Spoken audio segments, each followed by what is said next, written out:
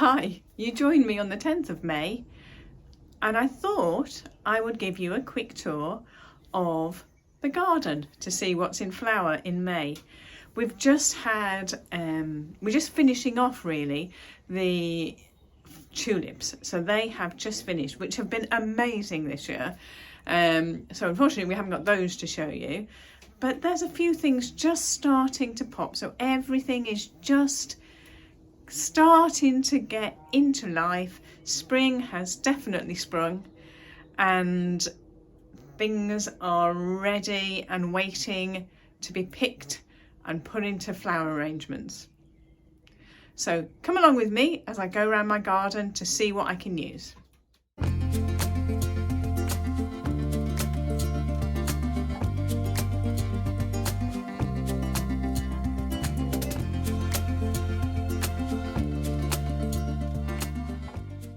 So if we start in my shady corner, all of the hostas and ferns and Solomon seals are really coming into their own now.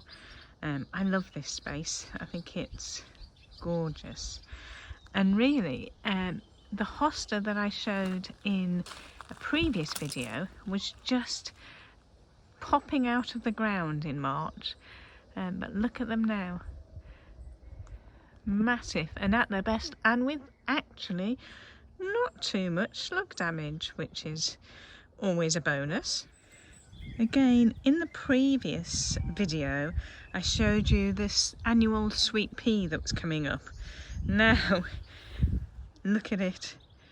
Soon it will be a mass of pinky purple flower heads that can be used throughout any of bouquets, but even just these sweet pea tips add a certain amount of lightness and frivolity in any sort of flower arrangement. So they're great, it's just great to have in the garden. Under the willow tree we've now got some white bluebells in flower. They're actually coming to an end, but they're still useful for just putting into little jars and bringing those into the house. So that's nice. And then if we move on round into the long border, we still have some tulips starting to just finishing off really. And let's look closer to see what we can find. This hardy annual geranium doesn't really look like much, and in fact the flowers are fairly insignificant. It's more for the leaf. It's got great markings on the leaves, and the flowers, as I say, while insignificant, just are dark enough to add a piece of depth into an arrangement. So even if you just add a few, it just adds something extra that you're not expecting. The peonies are also just about to pop out, which is exciting, and we've also got quite a bit of Euphorbia coming out. So if you can see in the foreground and even further up in the background there, bright orange Euphorbia that's glorious at this time of year.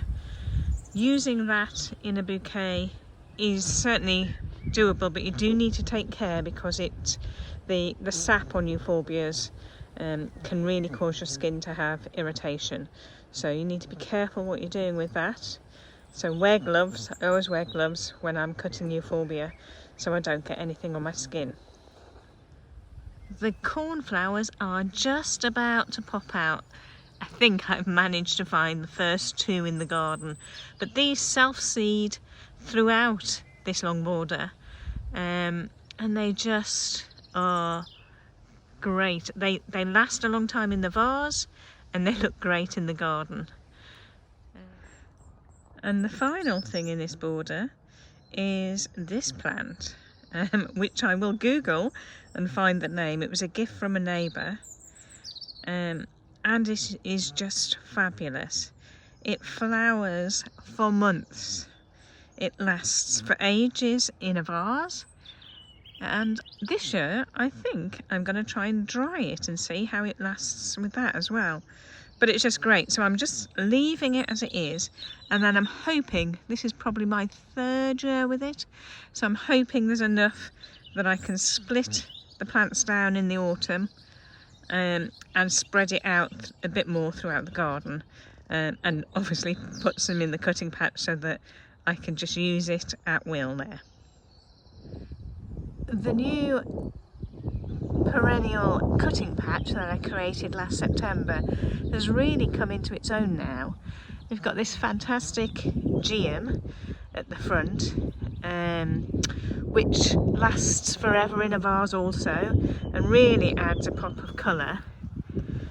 The tulips that I've put in are fading now, they're coming to an end. I didn't really use them all, I went overboard I think.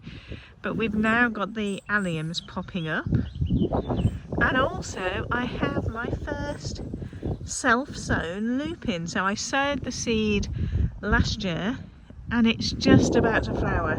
So pleased to see that, because I didn't think I could grow those, so I'm really pleased. So there's several of those throughout the garden, all various colours, so it's going to be a surprise to me as to what colours will flower, but we'll find something, and hopefully they're all nice colours that will blend in. This little beauty is also a geum, and again I sowed the seeds last year, and this is the first flower that we have on it. So this is Mai Tai, and I think it's going to blend in really well with the soft apricot and pink palette that I'm aiming for this year.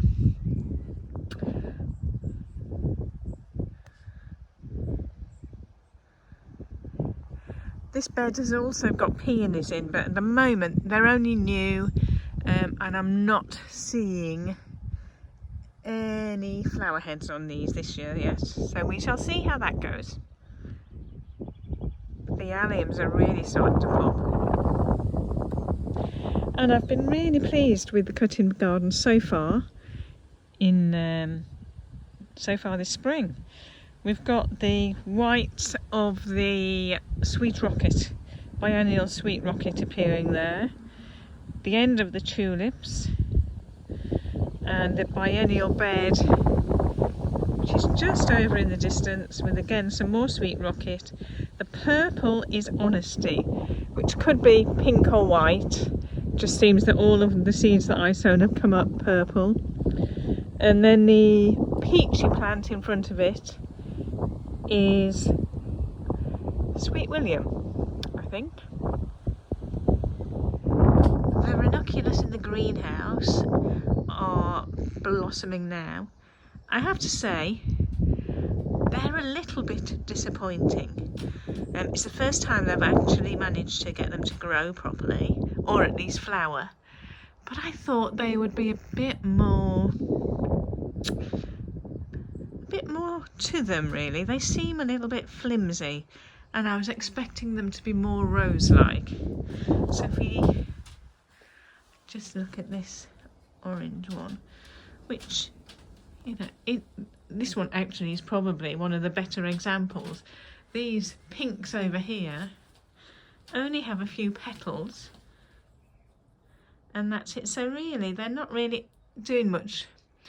So I haven't made much use of them, to be perfectly honest. Not when the tulips were so fantastic. And I had thought I'd brought more paler pinks and whites, but nothing has come through. So yeah, underwhelmed with those, I would say. And the final thing to show you is my Akinesia. It's literally, in the last couple of days, just started to pop out. Now this is what's in the cutting garden, which again is self-sown, so it's a bit random as to what was going to pop up and what they were going to look like. But I've got purple ones throughout the garden, paler pinks, So they're just self-seed and I love them. But I just thought I would keep a stock of them in the cutting patch to see what I've got. These probably aren't the best examples, but at least it's something that I can cut and add to my floral arrangements without worrying too much of depleting the stocks in the garden. Hopefully you found that interesting, really just as a guide for me, for myself, to remind me next year what was flowering when, but equally for yourselves to see what you can expect to have in the garden if you plan ahead, so that you can make sure that you have a supply of flowers for throughout the season. So this is May and this is what we've got.